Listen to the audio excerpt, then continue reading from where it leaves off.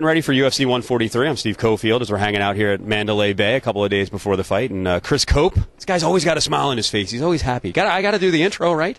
You got to do it. You got to do it. Got to get my name out there. You're trying to get your name out there. Obviously, you're doing it. You did it on reality TV, and we got another fight coming up this weekend. I was asking you before we popped in about the pressure of dealing with, hey, fight by fight. Until you're established with the UFC, you are fighting for your life. So how do you deal with that?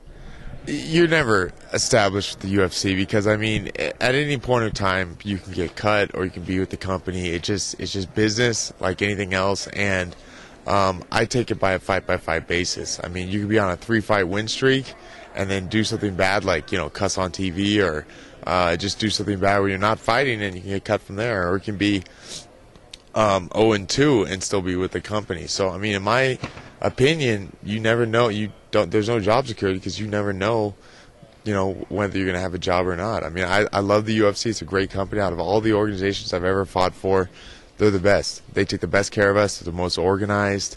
They're the most professional. And I love fighting for them. Fighting scared, though, and worried, probably not good for your health and probably not good for your future either.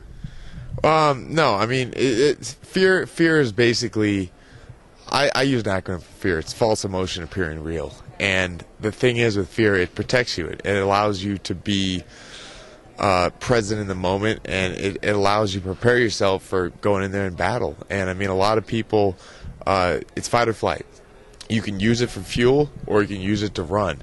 A lot of people wonder why I smile in there and I do the woo thing. Basically what that is, it's called a trigger. And what that does is I'm a head case before fights. I'm very nervous. People probably don't think that. But the thing is that every time I do that woo, it reminds me, Chris, this is your dream.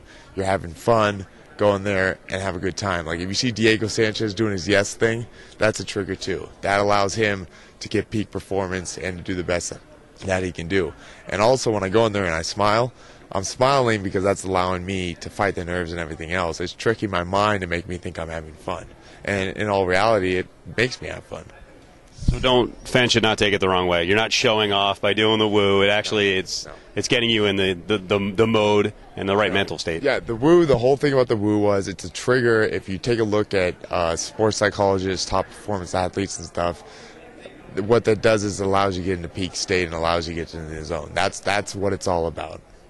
You think of a trigger word, it could be anything. For Diego Sanchez, yes. For me, it's the woo thing. And sorry, Ric Flair, for stealing your deal. But, hey, I like it. And I'm reinventing it. And you're retired, so out with the new breed. You better call him for permission. He still fights. He doesn't do well, but he still fights. He's torn up at this point. Yeah.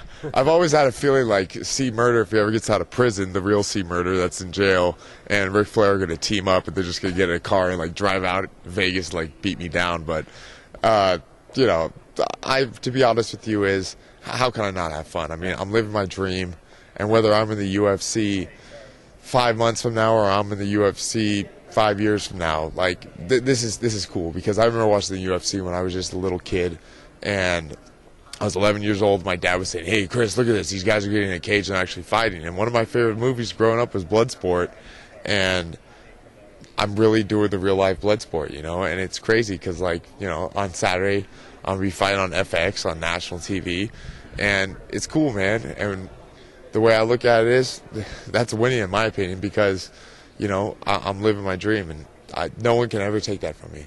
Did you ever get on the reality show from any of the guys hey, cut the crap with the woo? It's starting to annoy us. It starts to get on their nerves, or could you explain it to them, or they just can't get past it? Man, I do that thing all the time. After trade, I do, I do cold showers and I hate it. So you'll hear me just in the shower going, woo, woo, and people are like, "What the hell's wrong with this guy?" And I do it when I wake up, and yeah. You do it when you wake up. Yeah, now, do you have a roommate or are you married? I don't know. I'm sorry, I don't. Yeah, I got roommates. Okay. And so what's their reaction? What the hell's going on in there now? Shut up! And I'm like, dude, life's great. I love it. I'm gonna kill it. And that's the way I look at it. I wake up in the morning, I'm just I'm gonna kill life today. But yeah, people tell me to shut up and they get annoyed, but then all of a sudden I'll get text messages "Hey man, I'm doing that woo thing. I'm liking it." I'm like, yeah, welcome to the Woo Nation, because I call it basically the Woo Nation, which is basically an army of people that aren't that gifted, but I think that through me being in the UFC, I can show them that if they work hard and they believe, they can make their dreams come true as well. And to be honest with you, this fight on Saturday with Matt Brown, this one's not for me. This is for you guys. This is for the Woo Nation. I'm going to fight my butt off in this. I'm dedicating this fight to you guys because you guys have backed me. You guys have been there for me, and I'm going to give it everything I got. From a personal standpoint, I'll throw myself into the interview. Should I start interviews with a Woo? Should I start a radio show with a Woo? And the other one is with women. They like it or not? You have to pick the right spot? Yeah, you do. I mean, you do whatever you want. But the way I look at it is, if you really want to get like in peak state, wake up in the morning, think of a trigger word that just gets you amped up, and just start yelling it. Like, dude, I do it in my car when I'm like driving to work, and I'm just like, woo, woo. You know, it's just like, you know, if you were like in traffic, probably go, this guy's nuts. But the way I look at it is, I don't care. It makes me feel good. Cool fight on the horizon too, because you like to throw, and Matt Brown's a guy. He's reckless. He goes for broke. Oh yeah, Matt Brown's a damn Terminator when he gets in there, and it's the guys. He's been in the UFC a long time, and Matt Brown's beaten a lot of great guys, and that guy is just go out, forward movement, search and destroy, and I think he's probably one of the most aggressive fighters in the UFC for sure, and he always puts on a great performance, you know. All right, good luck. Stay happy and keep winning. I'll always be happy, and I'm always good, and I'm always having fun in this, and how can you not when you live in your dream?